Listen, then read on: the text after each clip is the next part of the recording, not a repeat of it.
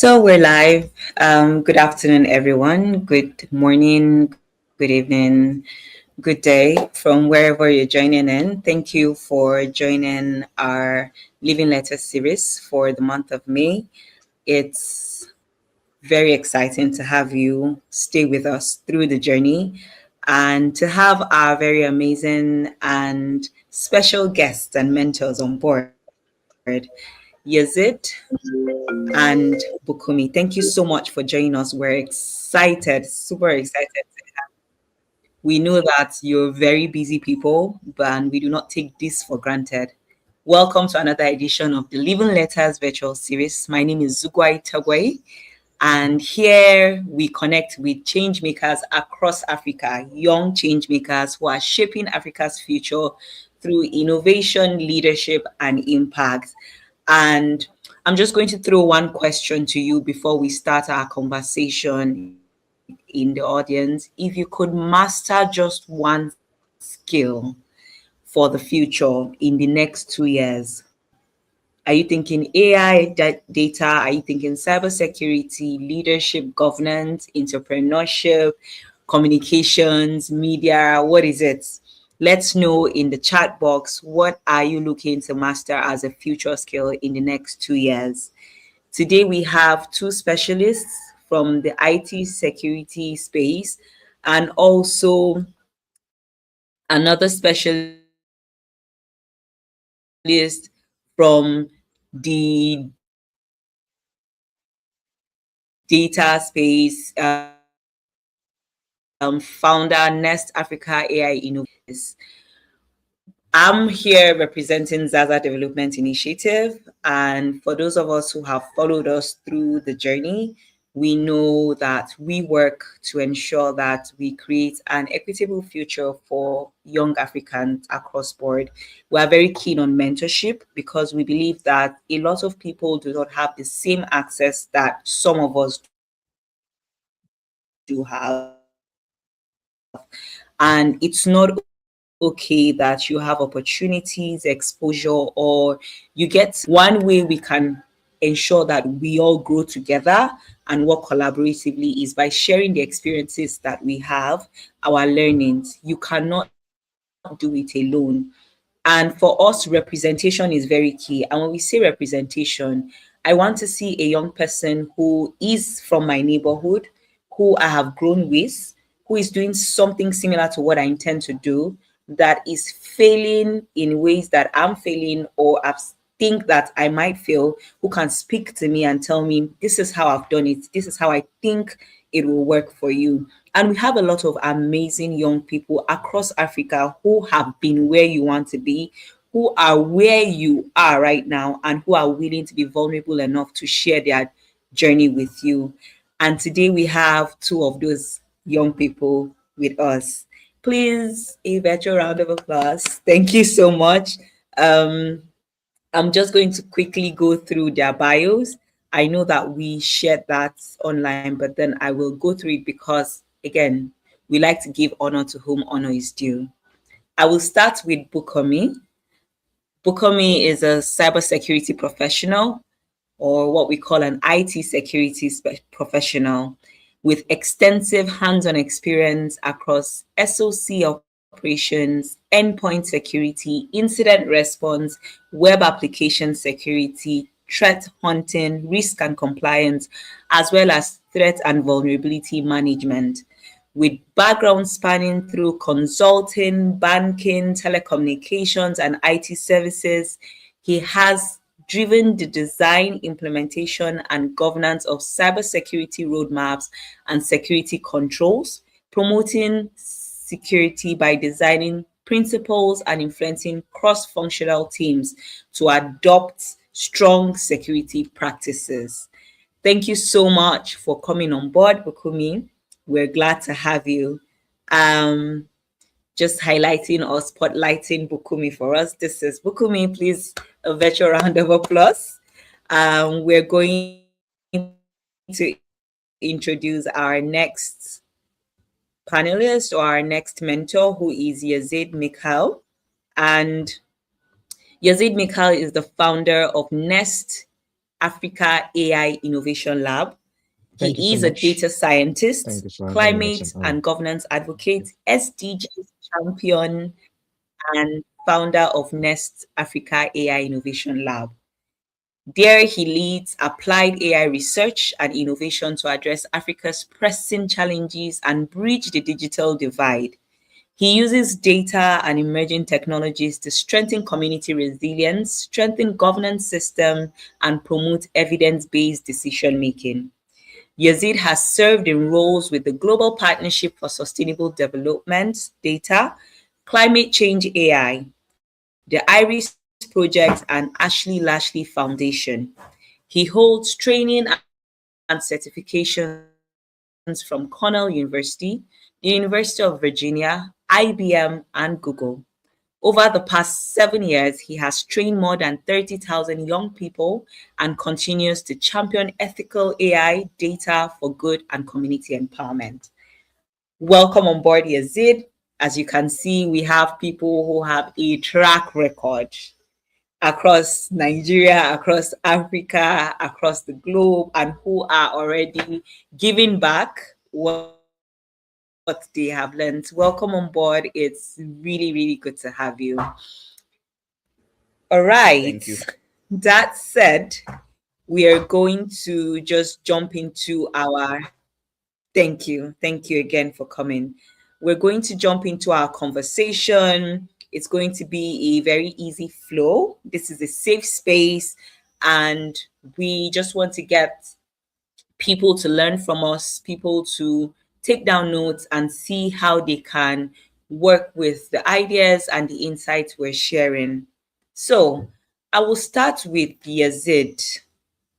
Um, in speaking from the digital security, we okay, we're looking at AI, we're looking at data science, we're looking at digital security, we're looking at African innovation and purpose.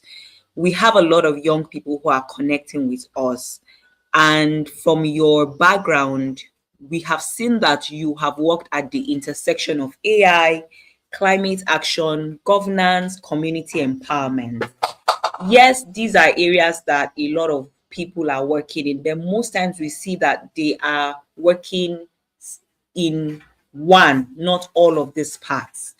So we just want to know from you, Yazid, what inspired you to use technology not just for innovation, but for solving real African challenges?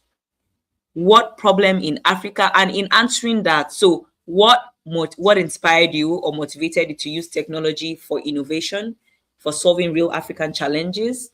What problems in Africa keeps you most motivated? And how can we as young people build solutions instead of relying on this technology to address some of the issues that are also motivating us? Please, you have the Thank you floor. so much. Thank you so much, Zugway, and it's an absolute pleasure to be speaking to the incredible audience you've got today. And of course, it's super beautiful to see you after so many years and the incredible work you've continued to do. You've asked me one in many questions, or many in one question, I'd say. That has so many dimensions to it, but I'll try as much as possible to answer it to the best of my ability. So, what inspired me to use technology?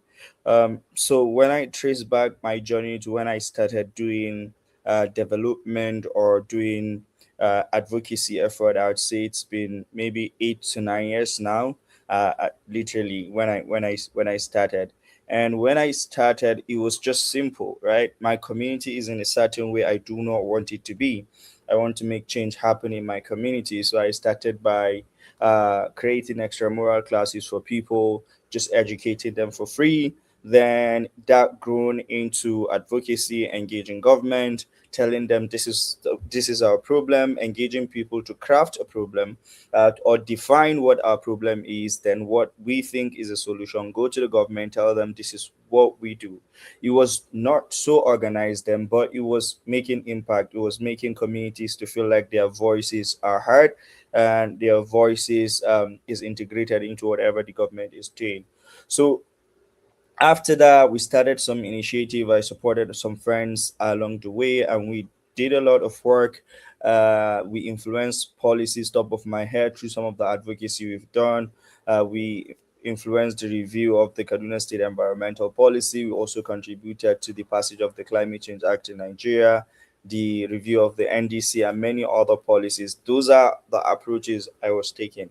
Then 4 years ago, I was thinking about the journey it has been and just reflecting on the scale of the impact I am making across the work that I do.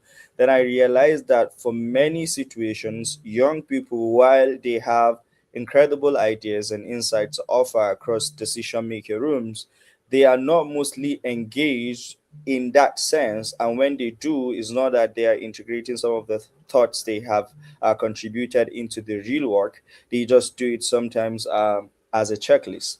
Then young people would now resolve to saying, okay, we need to use the fire approach. Then you see many young people taking placards. You see many people doing activism, which has worked in many cases. But for me, sitting down to reflect, I just thought to myself, how can I triple the current impact I'm making? What can I do to change the narrative in how I make impact, since I've engaged communities for so many years? I come from a community that was devastated by one of the challenges I'm interested in solving, which is climate change. Then I started thinking about the unique approach I can bring into my work as a young person. Then I've always been fascinated by numbers, and then I just found data, and the whole thing makes sense to me. Then I start to see, okay, if we're trying to convince someone, we need to take data to them. Then I begin to see how important data is in shaping how decisions are made, in understanding problems, and also in designing programmings for people. That was when I really fell more deeper in love with data. Before you know it, I started learning skills. I started doing so many stuff to really upskill myself to the level that I can make meaningful contribution. So journeying through leveraging data for climate action showed me so much. Then I even was super more was more excited about the possibility that of what could happen in the space. Then I begin to explore the world of data science, and boom, 2023, 2022, there's this emergence of AI, and I was already doing something then, and I thought, if nothing is done in Africa, it will just be another issue of digital divide, where we would continuously try to catch up when we're supposed to start developing since when the technology is emerging. So then I think about it. Then I started leveraging these tools in how I solve problem. I know many of us would have heard that AI is fast. It can analyze data. It can predict future occurrences. It can do so much for us, help us in policy decision making, despite it having its own negative impact. But let's focus on the positive today. So the opportunity that exists in those fields just made sense to me, and looking at the scale at which I want to be able to transform lives and make impact in what I do, and the drive to be unique in what I do and the value I contribute in every room I step into, I began to carve a niche in AI, climate, and data, because data leads to AI. So it was just an integrated journey for me. I'm just compiling all of them and solving. I'm putting them into solving the problem I'm so passionate about, which is climate change. Then I founded Nest Africa AI Innovation Lab to even do that t- in a very coordinated way.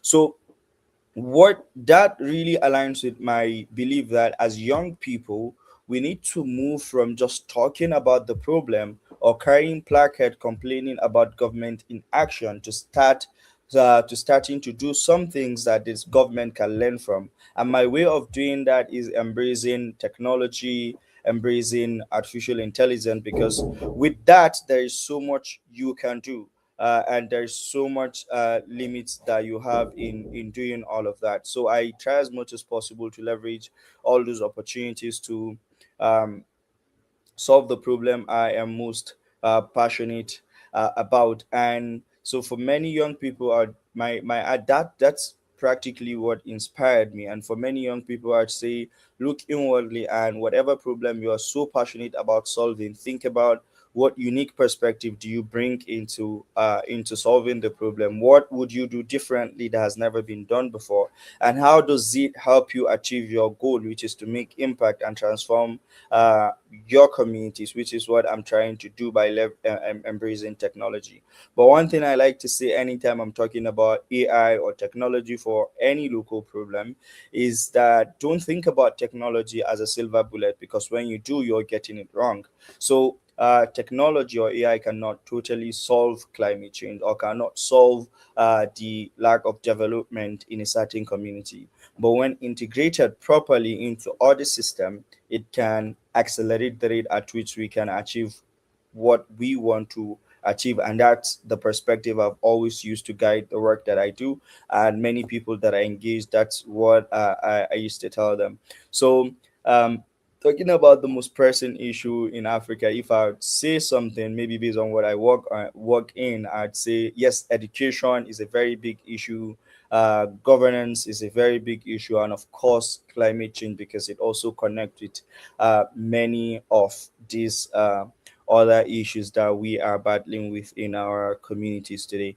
So I think I'd stop here to give more time to the other speaker to also contribute to this question or any other question you might have for him, Zugwe. And I hope this in some way answers the questions that the question that you asked me. Thank you. Thank you so much, Yazid. That was really, really insightful. And I hear you clearly when you say, fight, first of all, it's not about just carrying placards or complaining about issues. We need to be able to take tangible actions to address these issues. And I like the way you carried us through your journey. I think it's something that we really can learn, because a lot of times we live in communities and societies or neighborhoods or even within our peers, and we say, oh, I don't know what to do. I don't know how do you people get what they call it? Show me the way. Let me cut soap, all of those slangs they use. But we all face different situations or challenges. We all have different experiences. What unique perspective do you think you can bring to issues that you come across every day, even if they're not directly affecting you?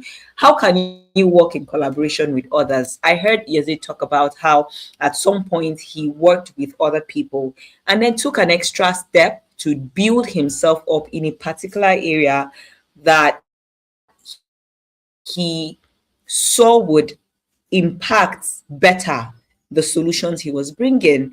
And these were steps that he took in preparation to give back better, not knowing that one day AI was going to be in our faces and was going to be the gold that everybody is now chasing. And now, with the coming of AI, it just makes his work better. He's not trying to navigate through, he already has that solution and that idea and is building better.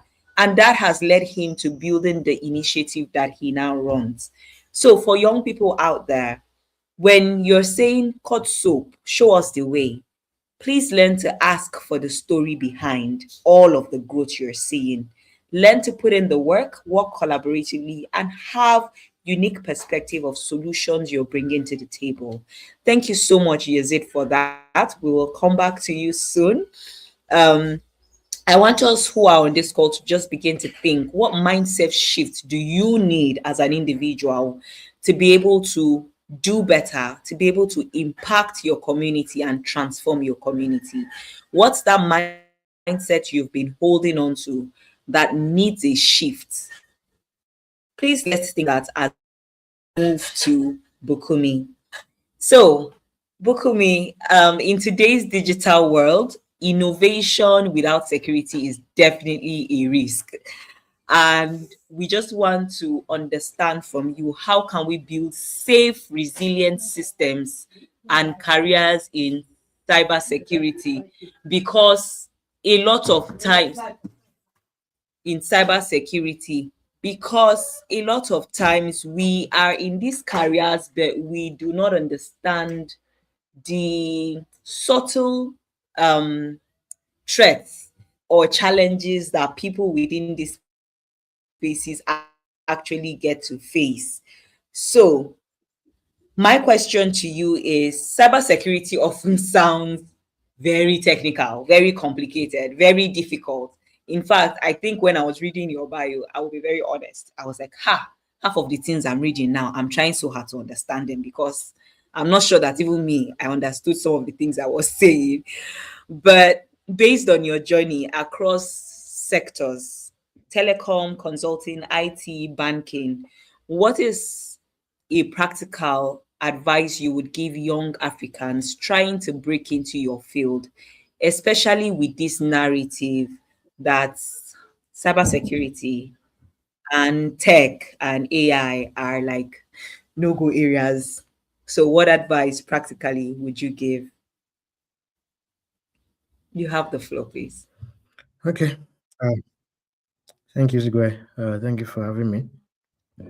It's a privilege to be here. I would start by saying that one has to get to a point where you want something, how you want it enough, or how badly you want it. There's a video I often listen to myself that says that three questions: what do you want? How badly do you want it? And what are you willing to pay to have it? So I think as Africans generally, because of where we grew up from and the circumstances around us, and sometimes we might tend to have this limiting mindset that, oh, I can't do this, I can't do that. But you ask yourself that, is this what I really want? How badly do I want it, and what am I willing to pay for it? So if you've answered those three questions, I would say just go for it. Because what if you fail?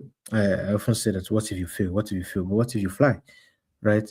And there's only one way to find out whether you fail or fly. It is to try. And after you've tried, whatever the outcome is, if you failed, then you ask yourself, do I really want this? If your answer is yes again, you go ahead again and try it. And trust me, it might be hard at the start. It might be a struggle, but there always there's always a way. There's always a way. So in doing that, I would say invest in yourself. Invest in yourself. Don't just tell yourself that, oh, I believe I'm gonna do this, or I want this really badly. That's where the last question comes in. What am I willing to do to get what I want? So you ask yourself, who am I supposed to become? What skills do I need to break into these fields? Um, Go online, do research. Okay, those that are in this field, maybe in the field of AI, in the field of security, what are the skills they have? What do they know? What are they building on? By that, you can also channel your study or your learning path, right? How do I study? How do I go about it? Then you can, okay, I see somebody in that area. Then you can talk to them that, hello, I'm trying to break into this field. I see that you are there already.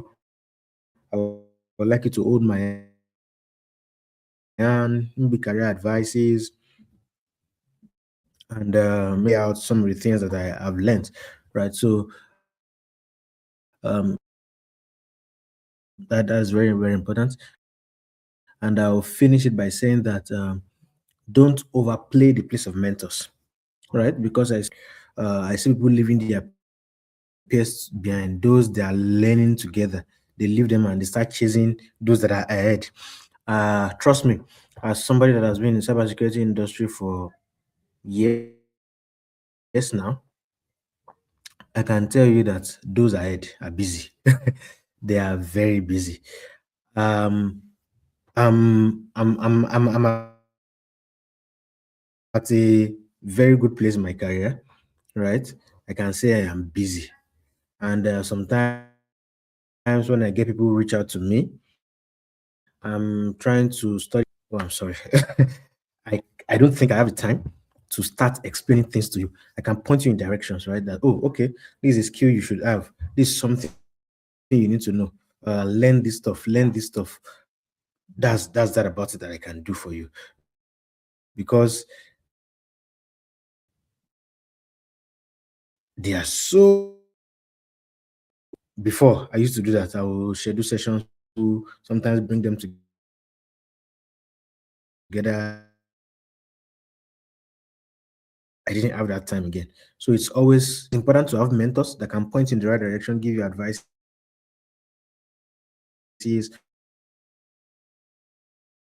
what to learn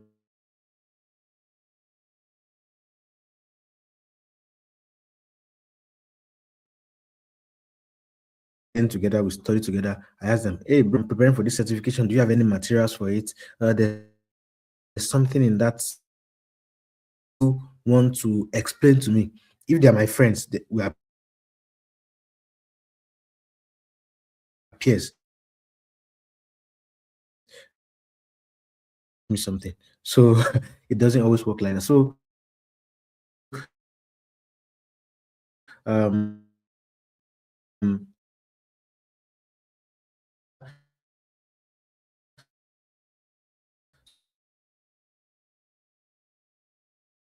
so to think that materials you need to study, then apply yourself to really studying, give yourself to it, commit yourself to it. Like it's often said, get learning, do the hard job, and find mentors that can point you in the right.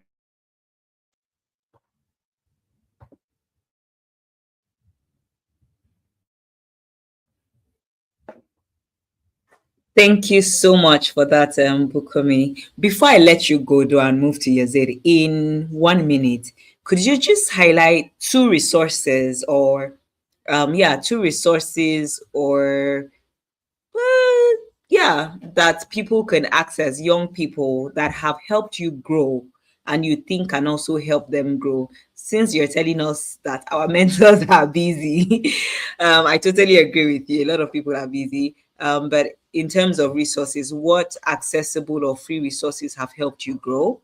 And what skills matter for beginners, especially those without computer science degree? What skills really should they focus on? So resources and skills in a minute or two. Question: what skills should you focus on? Content area. What are top skills they have?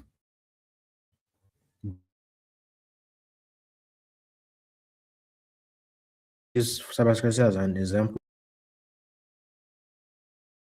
Penetration testing. Not everybody will be hackers. I am not. I am not a hacker, but I will work this. So you know your Linux. You need to know your computer. You need to know your networking.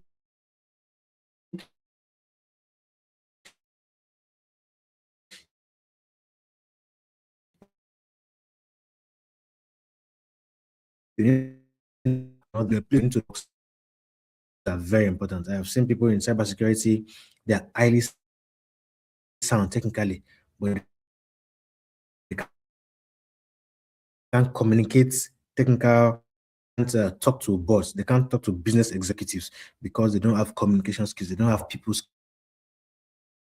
skills. But you should know that's one. The second question: what free resources would I recommend for somebody that is a very good place? If you go on Cisco Net Academy, you'll find a lot of beginner courses, introduction to IT, introduction to cybersecurity. There's even a SOC analyst bootcamp on Cisco Net Academy. It's a very good place to start. So I always tell beginners, check Cisco Net Academy. And there's this Google IT support service for people that don't have initial knowledge of IT. They can start from that. It will teach them about networks, teach them about computers, and they can now build on that. Because again, cybersecurity is built on the foundation of computer and networks. So if you don't understand computer systems, you don't understand networks, you're going to struggle in cybersecurity. So it's always good to start from the basics, networks and computers. Thank you. Thank you so much, Bukumi. I know I put you on the spot there, but we needed that because, again, in order to leave you people to Okay. focus, Okay. we need some sort of directions on what to look out for. Thank you so much. That was very helpful. We're going to go back to Yazid now. We've been having a very insightful conversation with our mentors, and I heard Bukomi when he said that we need to be able to understand what we really want. It's not a place of second guessing. You can't, as much as you may say you have all the time, again, time waits for no one. So you really need to understand, what do you really want and how badly do you want it? Because trust me, if you don't want it bad, you will lazy around, you will keep making excuses, and for every challenge that comes, you would be willing to drop it and move on to the next, in quote, easy thing. And what are you willing to sacrifice to get this done? And I'm not talking about something that benefits you directly, I'm talking about something that serves others. So, what are you willing to do and give up in order to serve others? We need to start thinking beyond ourselves. And as much as this is not why we serve, but the more you serve other people, the more you also benefit from the impact that you're making. So, back to Yazid. You've trained over 30,000 people in data and emerging technologies. That's a lot of people. Well done. From your experience, what separates young people who grow consistently from those who just stay in their comfort zone? We want to just understand how important is curiosity in career growth, and what skills should every professional learn regardless of their industry. Because I love that you have come from a community place, you're into innovation, you're in data, and then AI, you've worked across board. So what separates young people who remain consistent, growing, curious, and those who are, I'm not saying they're lazy or they're bad, but people who are okay. I'm okay where I am. You can keep growing. I'm okay where I am. And what skills should we learn professionally as young people? How can we stay relevant? That's pretty much what we want to know. Thank you. Um, Thank I you hope so I'm not much. bombarding you. No, you're not. This is really an interesting question I love to answer. And I think the former speaker has just given me a soft landing to it. Like, and you also gave me one of the most important thing that I think we need to have in the world that we are today. You mentioned curiosity, and at the end of the question you were asking me, and I would start with just that. We before now, uh, young people, many, we complain about lack of opportunities, right? And people get keeping some information. In today's world, the emergence of technologies such as artificial intelligence has trashed the gate, I would say. Nobody is gatekeeping any information. Nobody is hiding or stopping you from getting to any particular place per se, so far as you're innovating or you're trying to solve something you so much believe in. So there is people, you would hear people building website in a day. Before you can build a website, you need to spend like a whole maybe week or more trying to learn codes, resolve some bugs, and you can spend days on a bug. I promise you, because I have been in technical space and same as other things. But today, with many tools that can assist you in doing that, a newbie that has no experience in maybe coding can build maybe a simple landing page, which is a very good way to start. What am I saying is that curiosity is very important, right?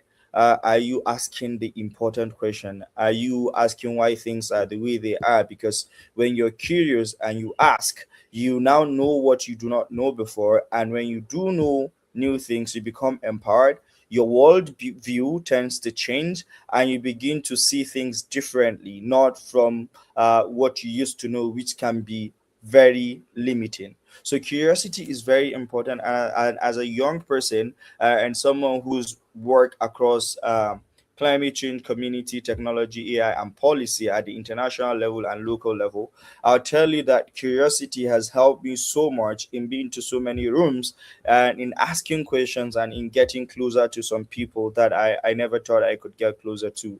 In just asking the right question, in just trying to know, in wanting to know better and become a better version of yourself simply by asking the right question. Then the second thing I would say is learning agility, right? How much are you interested in learning?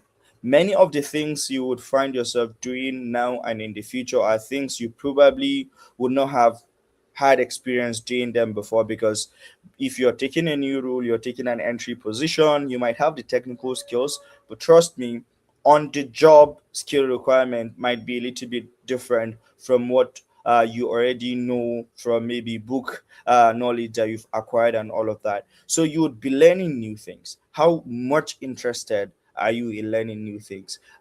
What sort of learning agility do you have? I can remember one of the things that I would say significantly contributed to my growth is uh, my learning agility, curiosity, and agency. And I'll talk about agency next. So when someone starting out ask me that, hey, is it, can you work on this policy document? Can you do analysis of this? Then my usual response is that many people say no because they've not done it before. But my usual response is, yes, I can do it, but I must let you know that I have no experience doing this before. So I'll do research, then come up with something, and I'll be more than thankful if you can give me your honest feedback so that I can learn and become a better analyst when it comes to policy. Whoever I tell this exact phrase I said have constantly given that opportunity to me. Okay, he has acknowledged that he do not have the experience doing this, but he's willing to learn and do something, and that has paved many ways for me, and that has given me opportunity to work on documents I never thought I could work on.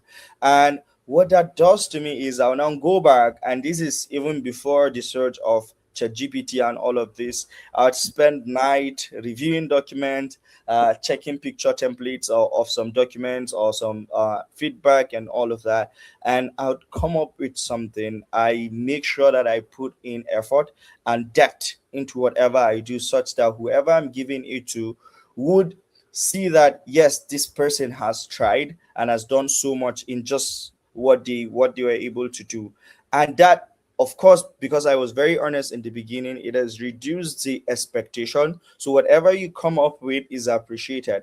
And I remember I was working on a very big consulting uh, uh, gig with one of my mentors, and I had a whole part of the whole document to develop, and that was my very first time working on it. And I work on it, do all of that. Then if an expert from the field who has done so many similar work came to review the work, and he was like, oh, who did this work? I was at so I nearly panicked, but I was like, hey, I did it. I should feel more confident in what I do. Then he was like, have you done this work before? Then I said, no. He said, it was like, no, this does not feel like you're doing this for the first time. It feels like you've been doing it for so many times.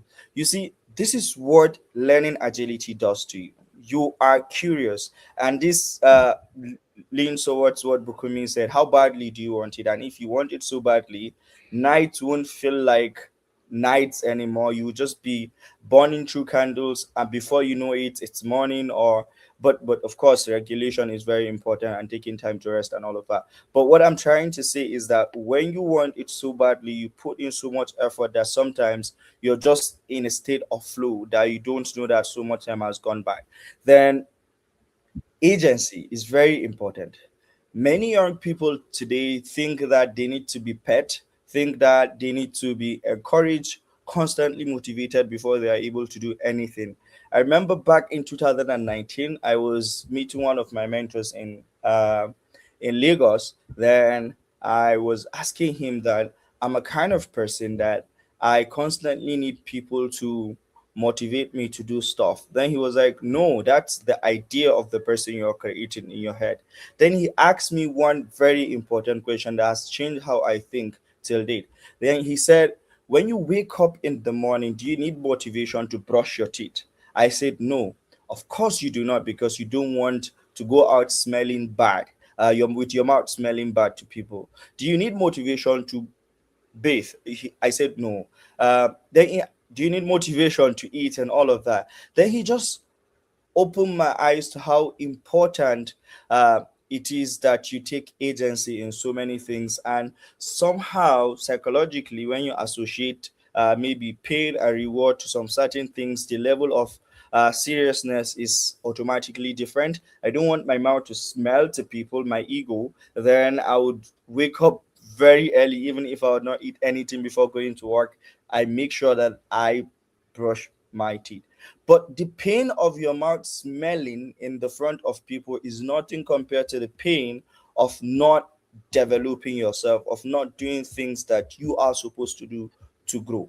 So, learning agility, curiosity, and agency are a very important skill across whatever sector you work that you need to have today, be it in tech, be it in humanities, be it in engineering. I have background in chemical engineering, be it in whatever sector that you have.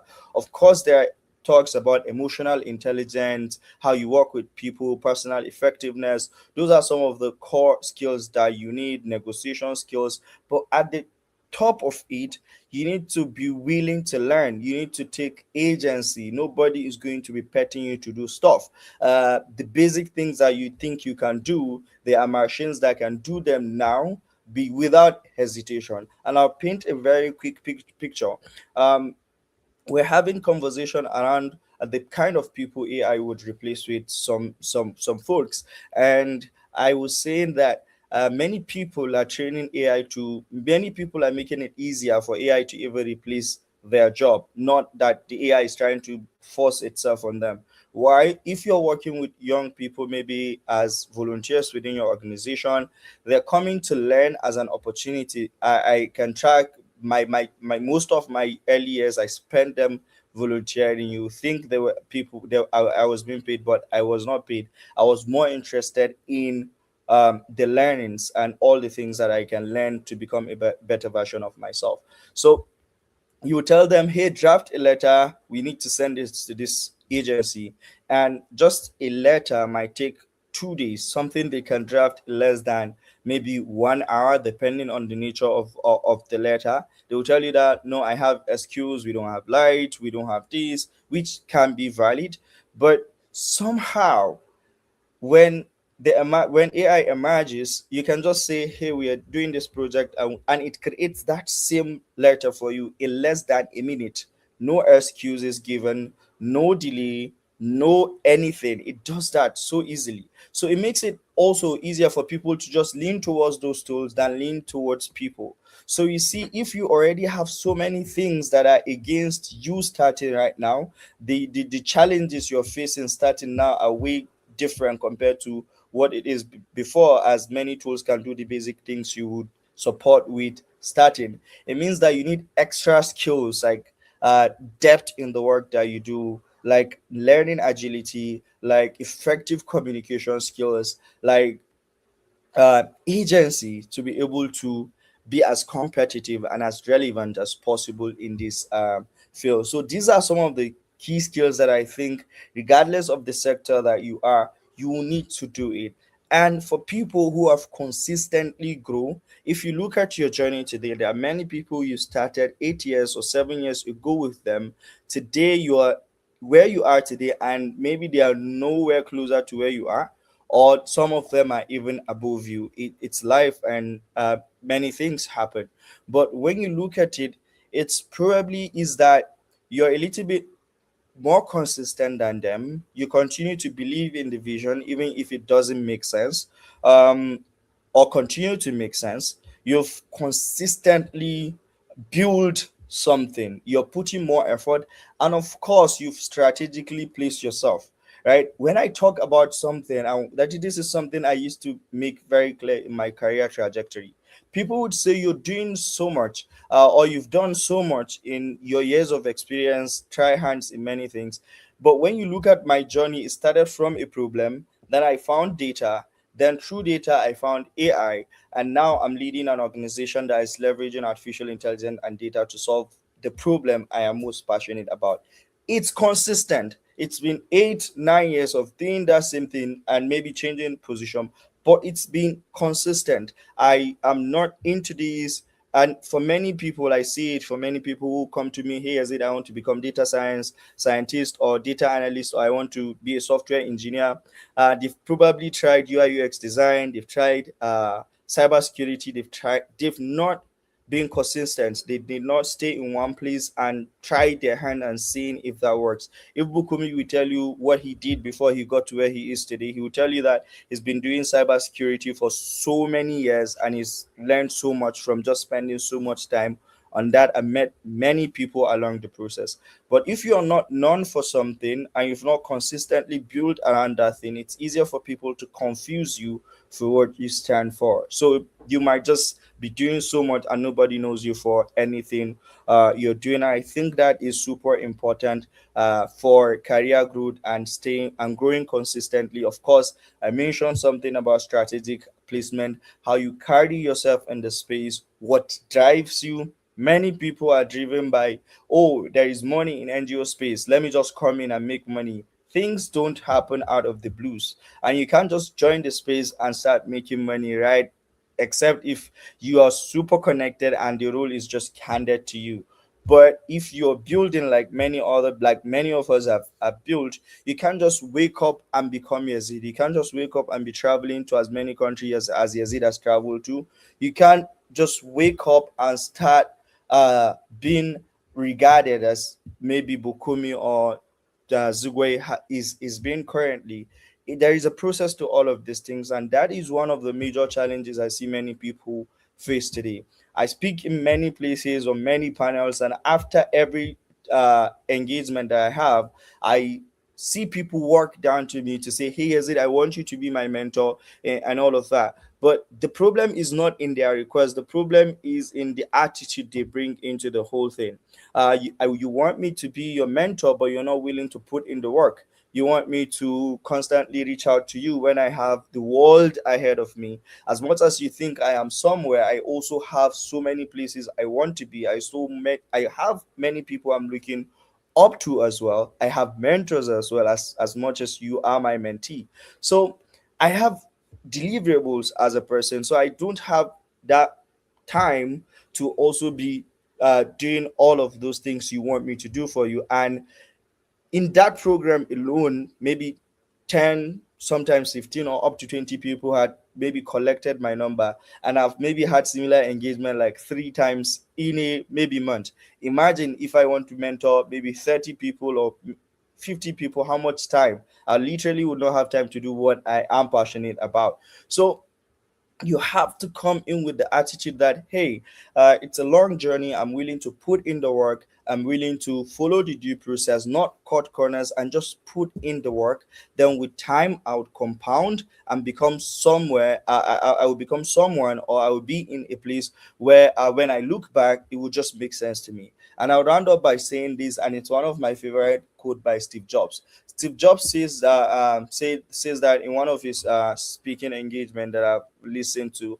Uh, he said, looking forward, you might not be able to connect the dot, but looking backward, you would be able to connect the dot. What that means is that when you're growing, 8 years from now, I know that I'm doing something. 8 years ago, I know that maybe I want to become someone, but when you tell me that, hey, Azid, you'll be where you are today, I might not really believe it or think about how I can get to where I am. But when I look back, I see how each pieces of those fellowships, those volunteering effort, just a random person who mentioned my name in a room, just someone who thought I have a good perspective and invited me to a whole new country to just share what I have been doing, how those bits of effort and support from people has compounded to bring me to where I am today.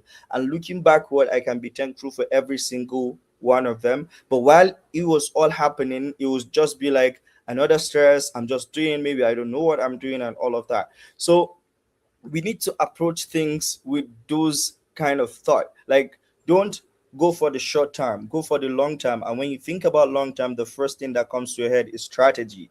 You are using your education today, and you spend 16 years or 11 years just going through primary school. It's a long time. It's a strategy that your parent understood, and they want you to be able to contribute to the society and the family. It's why they spend 16 years training you through an education system so that you can become useful in the end of it. So think long term, have all those basic skills that I've mentioned, even if you are in super technical sector. And I maybe and I'm very sure you would consistently grow along the way, and patient is very important. Thank you so much, and I'll pass it back to you, Zugwai. Thank you so much, Yazid. Whew. Okay. Ah, let me take a breather because that was a lot to take in. Thank you, thank you, thank you, thank you. Very, very timely reminder of the need to keep learning. You never stop learning. You never know everything. And for every phase you get to, there's always something new, whether it's a learning experience or whether it's a collaborative experience or a phase of transformation or scaling up, or even a phase of just reviewing and taking stock of how far you've come, looking back to see what the journey has brought you to. There's something that you also mentioned that has stuck to me, where a lot of us sometimes, for lack of a better word, entitlement. We want to be spoon fed, and we would rather blame others for the things that are happening to us and the places that we find ourselves than take responsibility and be accountable for our growth, our development. And which is why sometimes I feel like our perception of what mentorship should be is also a bit faulty, where you feel that having a mentor is you dumping your issues before somebody else and wanting them to address it and take charge. They also have a life. Mentorship is supposed to be an exchange, beneficial exchange. And it's not you coming as a liability, but you bringing something to the table for someone to help refine using your own skills and expertise, and just helping you rediscover the things that you can do. So thank you so much, Yazid, for that. Build agency, let people know you for something, not just bare minimum. Please, you think it's a joke when Yazid says AI, look, so many things they say do, you just go and outsource it to all the AIs, chat, cloud, waiting. All those things are supposed to just help to make things better, refine, and help just do put final touches. They are not supposed to replace your brain. In fact, even without AI, our brain, we don't use our brain capacity to the maximum. So imagine now that we're now becoming too dependent on AI. You're not learning, you're not thinking critically, you're not pushing your brain to actually learn new things and just explore. We need to do that. You need to trust yourself that you are able to deliver on certain things. And I like the can do attitude, where you don't say, I can't do it. It's more of, I haven't done it yet, but I'm willing to learn. I'm willing to put in the effort. Thank you so much for that, Yazid. Now we'll be going back to Bukumi while we will let Yazid to take a breather. Um, Bukumi, many people think cybersecurity is all about hacking and coding. But your work, from the conversation we've had with you and even from your bio, says there is governance, there's compliance, there's influencing of teams. What soft skills have been most important in your career journey? How do you communicate risk to non-technical people? Because we're hearing compliance, we're hearing threats, we're hearing risk. What exactly is that risk for people who are not in that space? What habits make someone trustworthy in the field? Because again, a lot of people now are tech guys, tech girls, Who do we trust? How do we know to trust them? And how important is collaboration in this cybersecurity? So, again, our question is looking at how your work involves different areas and our perception of cybersecurity, hacking, coding, and all. What have been most important to you in this journey? How do we communicate risk to non-technical people? And what habits makes us trustworthy as people within this field or space? Thank you. Okay, thank you so much, Sigwe. Um, I would start by saying that you really need to know your stuff. You need to know your stuff because if you don't know your stuff, there's no way you'll be able to communicate it to people. Now, you need to think outside your technical box, right? You need to know that these people you're talking to, they don't know about firewalls, they don't know about risk, they don't know about threats. So you need to be able to bring it to their level. If they are business executives, they only care about the dollars, the pounds, the euros. So you need to tell them, if we don't do this, for instance, if you are communicating risk, for instance, if we don't do this, if something happens to our systems, it's capable of making us lose so and so and so $1,000 in a week. So then they'll say, okay, this thing is really important. But that aside, I would say that people skills is very important. I've worked in a vulnerability management role before, and in that role, I was working in a telecommunication company.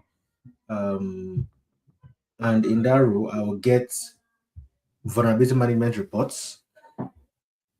I'm not the system owner, right? It's like I said, it's a communication telecommunication industry. I'm not the system owner. I have to reach out to those system owners to let them know that, hey, we got these vulnerabilities on your computers. I'm going to have to fix them, right? But sometimes a lot of them they'll tell you, no, we have planned change. You can't fix anything because they are not the security guys. They are just the business owners. They are just the computer owners, right? They are just managing an asset that's running. But you, because you know the impact of that, you have to tell them, okay, talk to them. Sometimes you even need to play with them, right? Maybe sometimes have coffee with them, sometimes hang out with them because you know that it's going to make your job on Monday easier, right? So from there, hey, how are you, my friend? This and that. Don't let it be only when you need them to close vulnerabilities that you remember them. Before you start needing to close vulnerabilities on their computers, make friends with them. Hi, how are you doing? Good to see you in the office this morning. When you are going in the evening, hey, okay, have a good evening. See you tomorrow. Something like that. It would register you subconsciously in their mind. And by the way, there should be very healthy boundaries between work and personal life, right? If you don't want to transfer your work colleagues into your personal life, that is perfectly fine. But at the workplace, they know that, oh, this guy is my guy. And another thing that helps that is that be a trustworthy person, be a resourceful person. When you say things, let people believe it. Let people meet it the way you have said it, right? It's not that you say tomorrow we're going to carry out a change on your system, and then tomorrow night you call them, hey, sorry, something happened, we can't carry it out again. The next time you're going to meet them, they won't answer you. So you need to really be a person of your words, be consistent. When they need something from you, even if you don't have it, go out of your way. Look for it. Say, hey, okay, I don't have it. This is not my role, this is not my job, but I have a guy that can do it. Then you take them to your friend. That, oh, okay, hey, my friend, this is something I used to do, right? I'll take them to my friend. Hey, Brian, something is happening. This guy needs this, but he came to me, but I know you can do it for him. Then Ibrahim will do it for him. Now the guy will come back and say, hey, Bukumi, thank you so much for that. It was really helpful. I'll say, you are welcome. The next time I need something from him, I can meet him that, hey, there's a vulnerability on your mind on your system that you need to close. Could you please do that? And we'll plan together. Okay, we have a change tomorrow. I can work tomorrow. Then you do your own change the following day and all that. So people skills is very important. Understand everybody, understand their values, understand their core, and be fluid. Don't say that's how I am. Be fluid. Know how to deal with each person. How you deal with Mr. A is different from how you deal with Mr. B. And let people know you for who you are. Be a person of your words and really have an understanding of what you're saying. So I would say that by the time you really know your stuff, when people ask you questions, you sound smart, you sound, right? They will know that okay, maybe we can listen to this person. Maybe we can listen to this person when you're able to communicate technical matters in area of impact and urgency. Yeah, I forgot to mention that, but that when you're communicating security terms to non-security guys, uh, two things I usually use is impact and urgency. Impact and urgency. Impact in the sense that if we don't do this, what do we stand to lose? Right? What is going to happen if we don't do this? And urgency. How soon do we need to do it? Do we need to do it between today and tomorrow, or do we need to do it between now and the end of the day? So that will help you to be able to communicate. If you tell them that, guy, this vulnerability is criticality 5, they don't know what criticality 5 is, right? They don't know what criticality 1 is. They don't know the difference between 1 and 5. But you know that criticality 5 is the highest. So you need to tell them that this has to be done within the next 30 minutes to 60 minutes. And if it's not done, something can get broken in the computer. We can lose as much as $50,000 in a day or in a minute, and let them know what impacts they're working against and how urgent they need to do it. So I think those two are very good things to have at the back of your mind when you're communicating non-technical ideas to technical when you're communicating technical ideas rather to non-technical people. Thank you. Thank you so much for simplifying those things. I promise you, I have learned a lot. I didn't know that some of those very technical words were just the normal words we use within our own space. You see, sometimes it's just grammar, people skill, communication skill, being the stand-up guy, the one that knows somebody that knows somebody. Yeah, so I like that, and I like the fact that even the people skill, I like the fact that you emphasize not being pretentious about it. So actually, what did they call it, acknowledge people before you even need them. Don't be that person that only knows to acknowledge people when you need something from people. Don't be that person that only likes to take from people and then you pretend that I'm nice just because you want to ask me for something. And I think that cuts across every sector or every workspace. And we need to be very intentional about that, because sometimes I feel like we take away the human part of our work and we are just focused on getting the work done. But beyond the work, in fact, just treating people as humans gets the work done even better. Thank you so much, Bukumi. I would quickly go back to Yazid so that we can, as we wind down on this conversation, we're talking about ethical AI now and our African future. There is a very growing excitement and fear around AI globally, whether it's in how helpful it is or how it's taking over our lives and our jobs. From your perspective, how can we embrace AI, especially as Africans, responsibly, while ensuring that we're we're also including people. So there's inclusion, there's ethics, and we're also promoting opportunities. How do we embrace AI responsibly while ensuring inclusion, ethics, and opportunities for everyone? Yes. Thank you so much, Zoe, once again for this question, and I'll try to be as brief as possible in responding to it. When you talk about ethics, it boils back to saying what is right, what is wrong, and there are some certain metrics that helps you in measuring that, or helps you in resulting to saying, hey, this is wrong. This just some pointers, right? So, um, when it comes to how we can use AI responsibly in Africa, uh, is starting from knowing what exactly we need AI for. It's not every single AI tool that is being developed somewhere around the world that is meant for us. And we need to have a very good understanding of that. What do I mean by that? there is limit to how much control you have over technologies or things you do not create yourself, things that were not created by the people who have a very good understanding of your context, or does not include your reality in it. And it's just boils back to saying, how many people have access to the AI tool that we were talking about? You you're excited about ChatGPT because it does some simple messages, it develops some text for you, and you're over the moon about it, which is the basic knowledge of AI that many people have today in Nigeria and in some part of Africa, which is in itself limiting. And I'll come back to that. But somewhere uh, in a very remote community does not even know what AI ChatGPT means or what it does.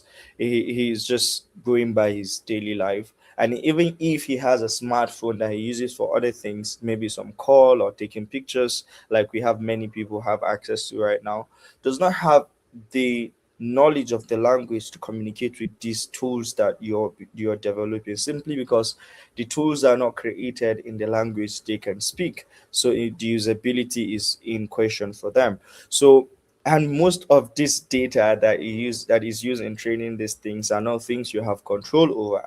So there is a very limit to how much you can ensure that people use AI in a way when you're not the one creating the tool. And that is why I have always advocated for, as much as we are excited about AI, one of the major things that could drive the meaningful and responsible use of AI in Africa or in Nigeria is when we start to develop tools that speaks our language, that respects our culture, that communicates to us in a way that we understand, and also uh, understand the context you're coming from. The AI tool that works super effectively in the UK will might not work in Nigeria because the context is just different. So when you talk about ethics, it also I'll look at ethics from point of view. One is from the governance perspective, and the other one from the responsibility perspective. As people, we have responsibility to ensure that whatever tool we have at our disposal, we use it in a very way that respect humanity, right?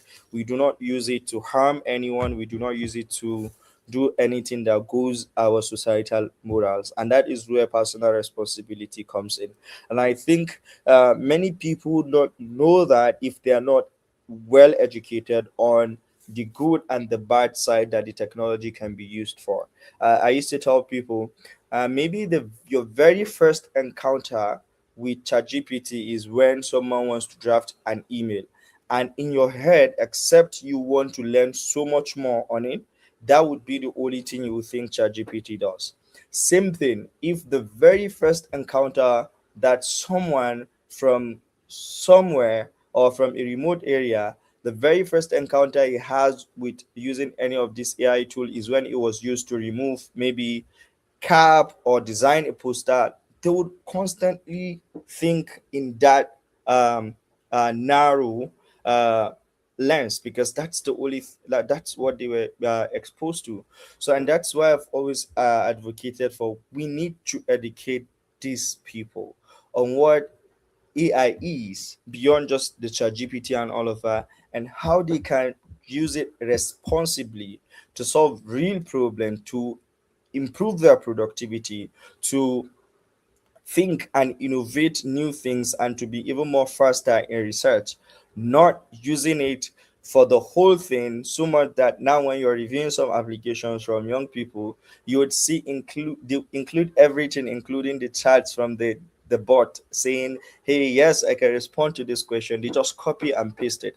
That human in the loop is not in the context, and they probably are ignorant of that if you do not tell them how important it is to uh, use artificial intelligence as something that complements you, not something that completely take away the depth you bring in as human to the work that you do. And that is why education is very important, educating people on the good side and the bad side of it, and how they can use it responsibly and ethically.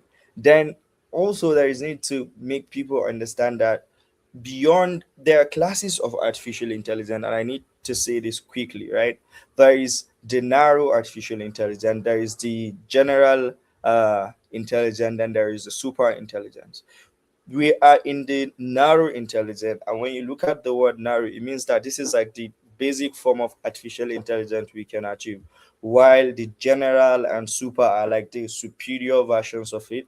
And you can already imagine what is happening at the narrow version of it. You don't have agency of your algorithms now. You just see recommendations of things that you just talk about randomly, or you're just thinking about, because of course the algorithms are wired in a way to just do that. You don't have much agency on them. People don't want to put in depth to the work that they do, and people are becoming day by day reliant on this tool to think for them, to do so many things for them, which is wrong in many cases, because as human we have unique perspective that we can use to get even a better output from these tools that we are using. So I think important is education is very important, and it's your personal responsibility. If no one would or spoon feed you that education, that's why I'm thinking about it from the responsibility, personal responsibility. Then when you talk about governance, right, which is the second lens I would approach the question in, is people generally are more coordinated when they know that there is consequences there to their action and inaction. So right now, AI is developing across the world super fast, and at the rate at which no one ever thought it would grow at this phase it is right now.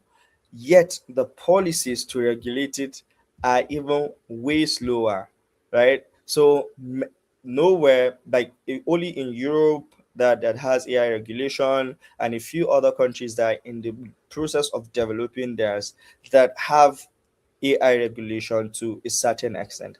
But across many developing countries in Africa, we do not have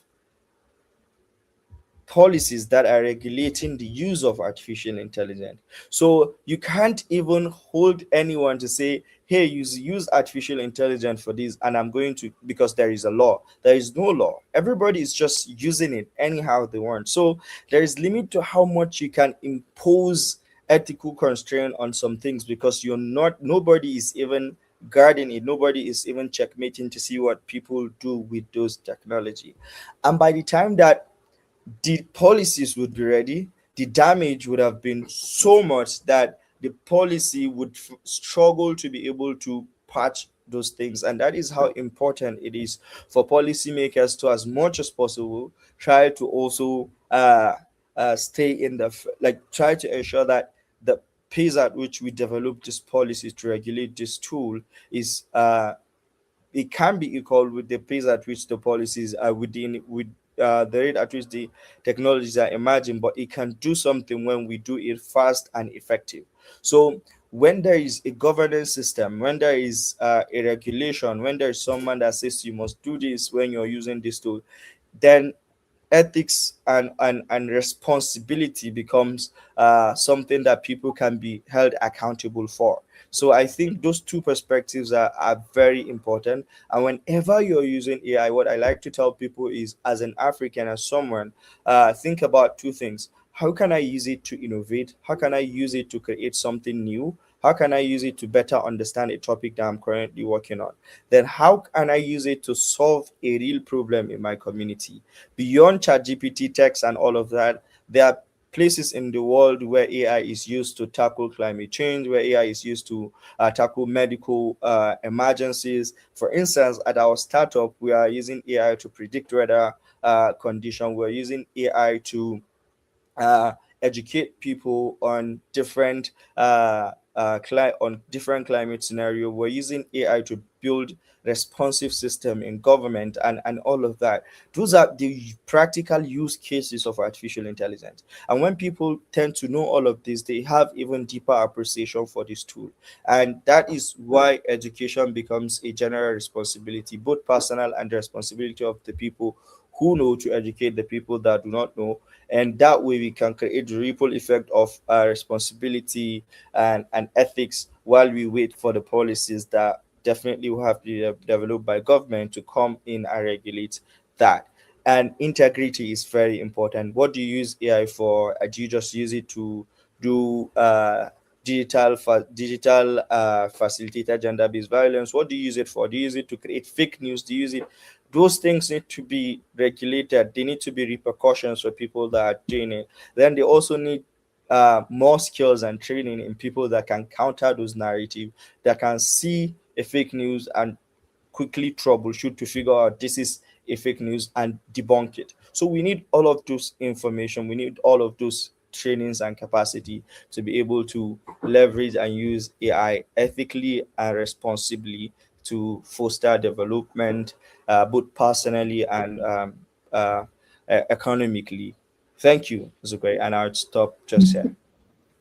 Thank you so much, Yazid. I see the passion with which you have spoken about this, and I cannot overemphasize the importance of integrity, importance of consequences for our actions, responsibility, and ensuring we work in line with the ethics for everything that we do, especially the use of AI, because there's a lot of abuse of the rampant development and advent of AI these days.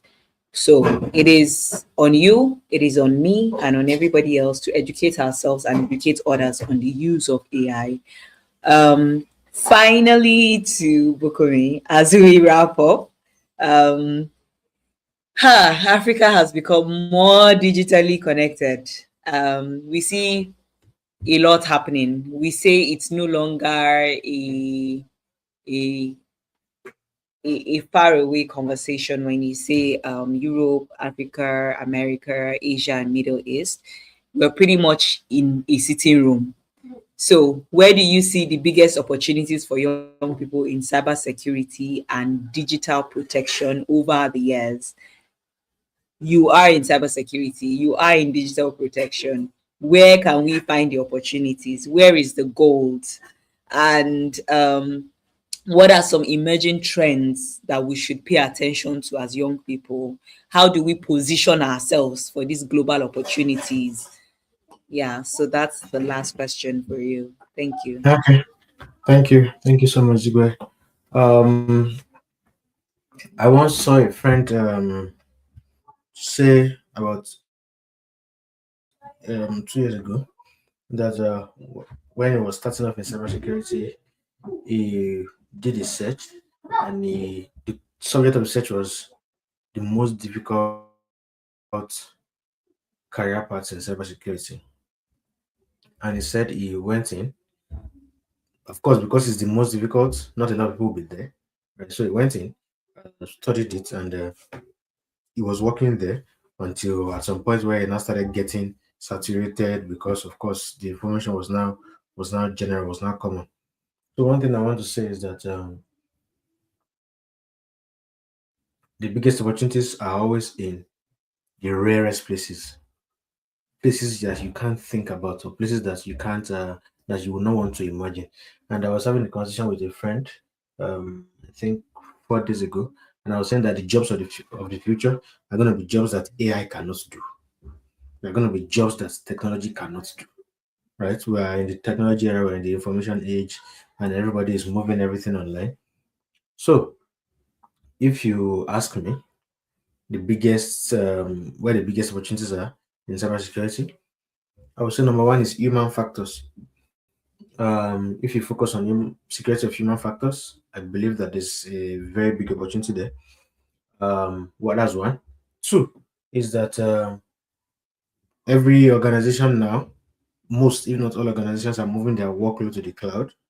So having very good knowledge of cloud security would be good, and doubling that as well with cloud security architecture and software development life cycle, because these things work hand in hand, right?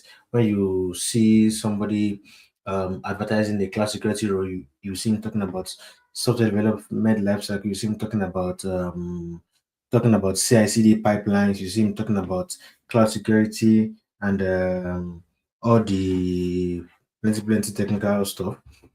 So in cybersecurity right now, if you want, I would say focus on human factors. Human factors, they are the risk that humans pose, are some of the biggest things that can be done against to checkmate that. And cloud, software development, software development lifecycle, um, CICD. Yes, it's a big industry. This one now is a big industry. There are a lot of people in it, but I still believe there are many more opportunities in it. Thirdly, I would say AI is here to stay, right? And there are a lot of risks that are associated with it. So you want to be relevant in the cybersecurity space in future, know something about AI, know something about AI security, know how to use it for your work. And of course, you'd have a let me use the word sharp thinking, such that when problems occur, you can come up with ideas on how to tackle those problems, especially with the use of AI. Because the way the industry is going now, it's very crazy. About 2 days ago, I was just reading a news online that there are now some AI models that can copy your fingerprints from a high definition photograph that you post online, right? Just maybe you're playing, you do like this, and your fingerprints are shown. Maybe you go for a friend's birthday party, you have your hands up in the air, and a very high definition photograph of you was taken and posted online. There are now AI models that can capture those fingerprints and use it somewhere else for committing crimes or something like that. So you want to be in the know, you want to read news about AI, about security happenings and all that. This keeps you on the line. This keeps you on the edge, knowing that okay, this is what is happening. This skill to add now. This is the skill to build now. Myself as well. I have I have an outline of things I'm looking to study now, things I'm looking to prepare for, exams I'm looking to take, certifications I'm looking to take, to build myself, to develop myself. So I'm not stopping. So you shouldn't stop. Thank you. Ooh, that's a lot. See, these things free of charge. We're just getting back to back expo. Thank you so much. So it's not just about the things that are being fed to us by Yazid and Bukumi today. I'm just really hoping that people are taking notes and that, just like Yazid said, we will be intentional about doing the work ourselves. I feel like they've overfoot spoon fed us, telling us how, who, where to go, what to do. It's These things are at hand. If we are willing, if we know what we want, if we really want it, not just for the paparazzi, but because we have a vision, we know where we're going and who we need to reach out to with all of these, then we will put in the work. Thank you so much. Ooh, this has been really, really interesting. It's been amazing hanging out with both of you, because for me, this is my own hangout. This is how I hang out. Learning. And let me tell you people something that you don't know if you're on this call. I know that they spoke about learning from your peers, especially because when he was just telling us they're busy, they're busy. We should learn from the people who are with us. I'm very, very um I'm going to be very honest to say that I have a lot of people who are within my space, who are my peers. A lot of times, I remember there was a season when people would say, "Oh, who is your mentor? Who is your what's that thing again? Role model?" And those were the questions then. And then I'm like, ah, yeah, I don't know, I don't have one because me, I pretty much pick from people that I see what I like, I carry it and I go. In fact, most times you don't even know. I've just seen what I've liked from you and I've taken it, or I'm just looking at you and I'm following the process. And for me, it wasn't about older people because there are so many amazing young people that I think I've been blessed with. I met Yazid a long time ago, my goodness. And it's how we've stayed, I think, almost 7 years now. We've stayed consistent. So that's another thing I think we should learn. See, but relationships is not just about striking friendship or it's sustaining it. It's hard, but because we go into other spaces, but knowing how to pour into others and allowing people pour into you and being vulnerable enough to say, I don't know it all. and just recognizing that people are better in certain areas and knowing how to leverage them is very key. Thank you, Yazid, for staying consistent. Thank you for doing all the difficult things that sometimes I sit down and I'm like, I'm not sure how you do it, but I see you. I appreciate the amazing work that you're doing. You're doing so much.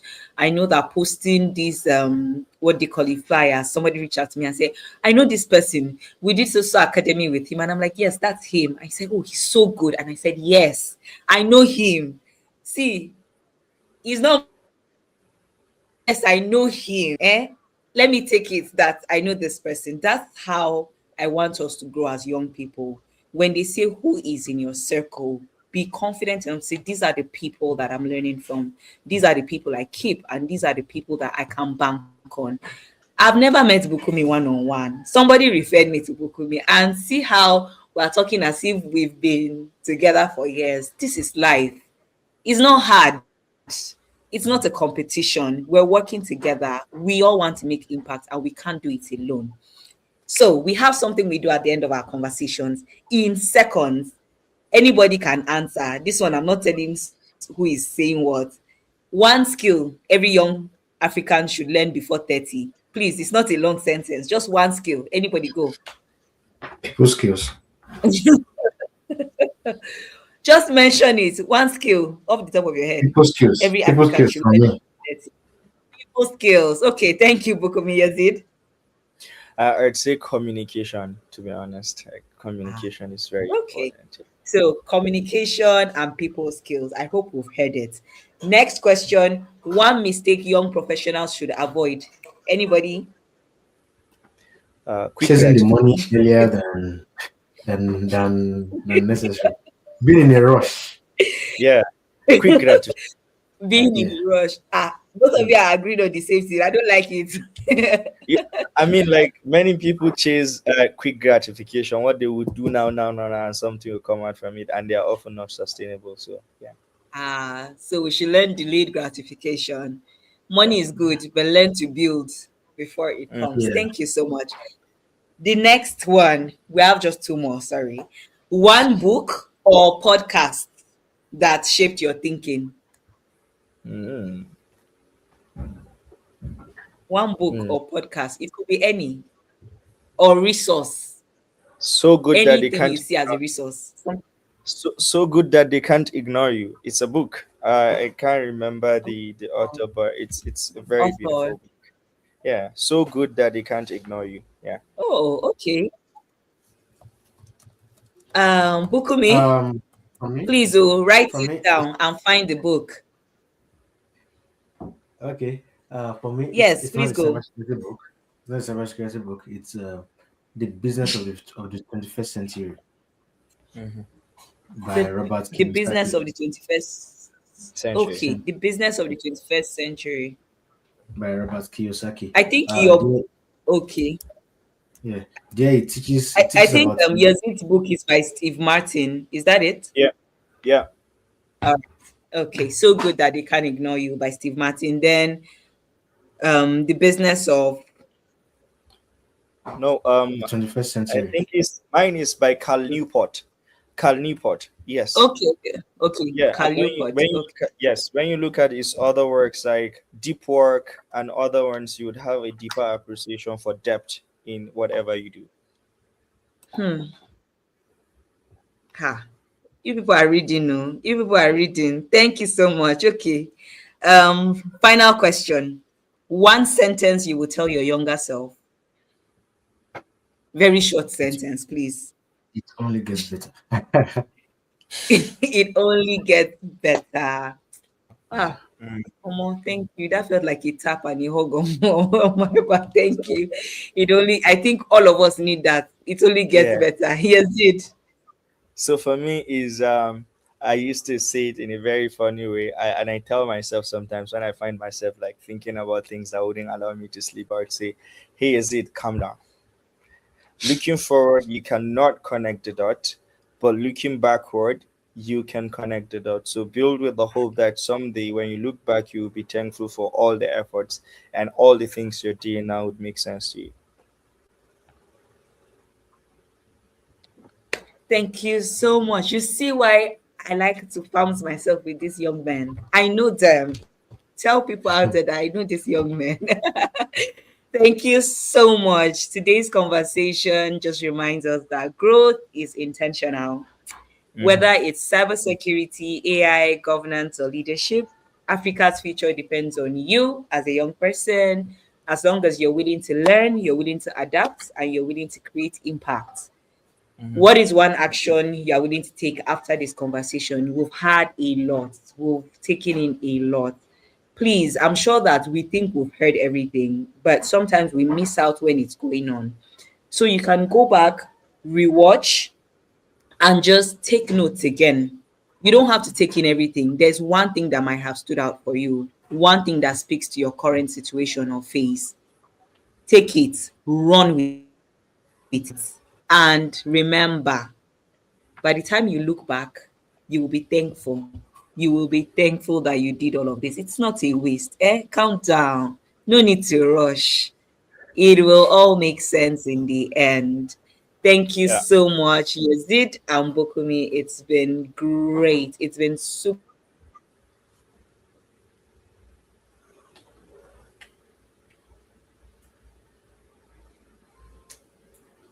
enjoyed this conversation.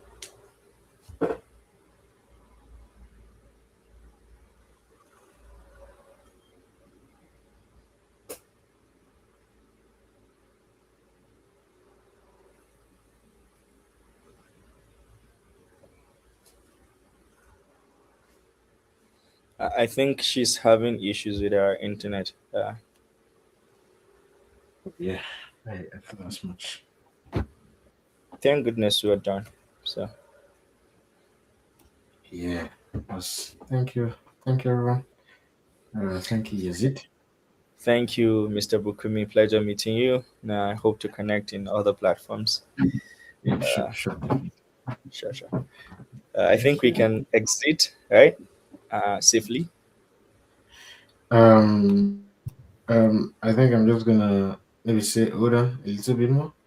Oh, yeah. Maybe she's gonna join in a few minutes, hopefully.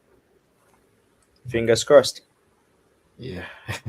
Maybe in 2 minutes if we don't see her, then we can Yeah. safely bring it to an end. Because I don't know the protocol to bring the sessions to an end. Yeah. Yeah, I mean, she probably has her own culture and ways of bringing it to an end. Yeah. Maybe like a creed or or something. Yeah.